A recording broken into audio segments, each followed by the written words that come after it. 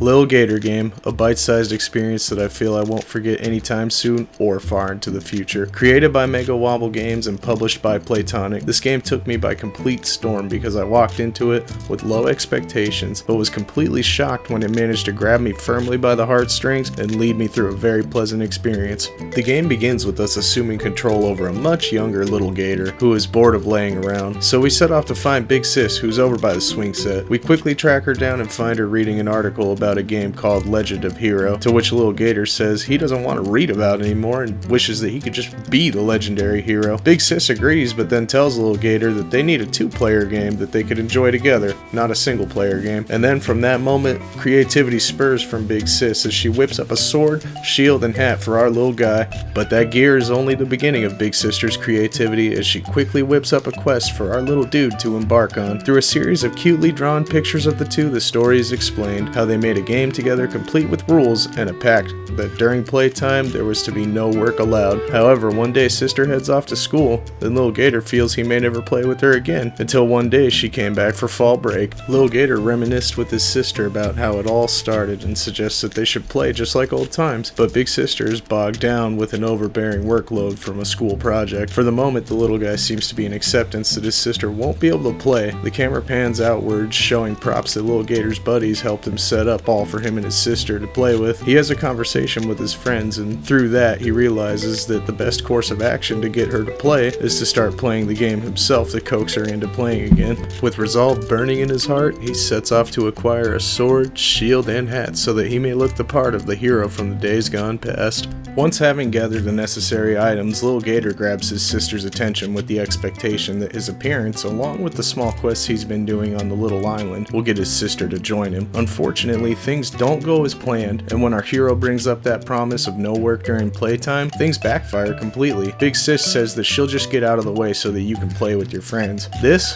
was the point in which the game had firmly grabbed me by the heartstrings, like I mentioned earlier. I was invested because I totally relate with the little dude. There's so many times in my adult life where I wished so hard I could just recapture moments from the past. He wanted Sister to play, and now I did too. I was totally bent on making it happen no matter what at this point. Thankfully for our hero, a new hope enters the picture in the form of our friend Tom, who ended up on the big island due to a miscommunication or something like that. Tom informs our little guy that not only does he have a great idea for their game, but he also recruited a large number of other players that are scattered around the big island, and that with our hero's big charisma, we can definitely get them all back to the playground and wow Big Sister. This is the point where the game turns us loose to explore and do as much questing as we like.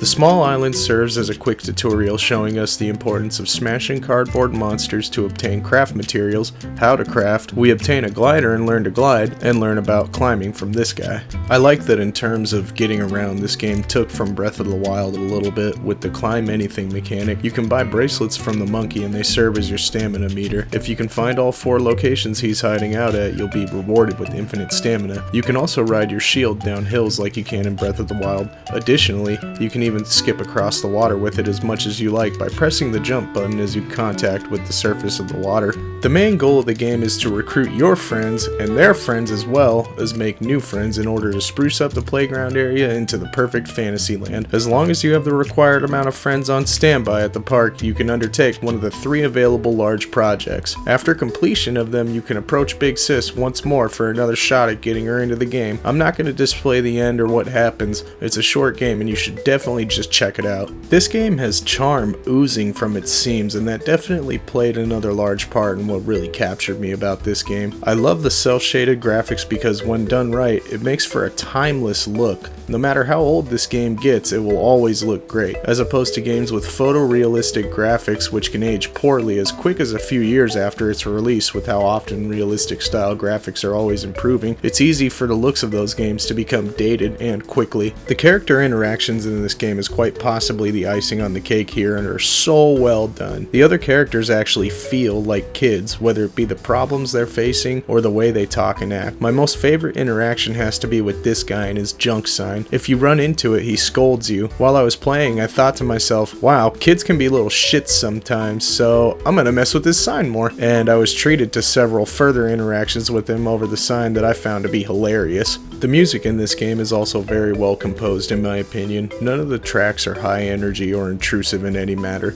Consisting of tracks composed with gentle wind instruments, softer percussion instruments, and smooth strings all make for a very easy listening and suit the game's cozy atmosphere. And actually, I gotta say, this game is very cozy. You can't be hurt or you can't die. You can't harm anyone else. There's truly nothing at all to worry about here except maybe sliding off something you're climbing from running out of stamina. The game only takes maybe a few hours to beat on your first run depending on how thoroughly you want to comb through it. There is a new game plus mode that I just started but I haven't completed it yet, but I'm assuming there might be a few neat differences in it compared to the initial vanilla run. All in all, I recommend this game if you're looking for a short but sweet experience.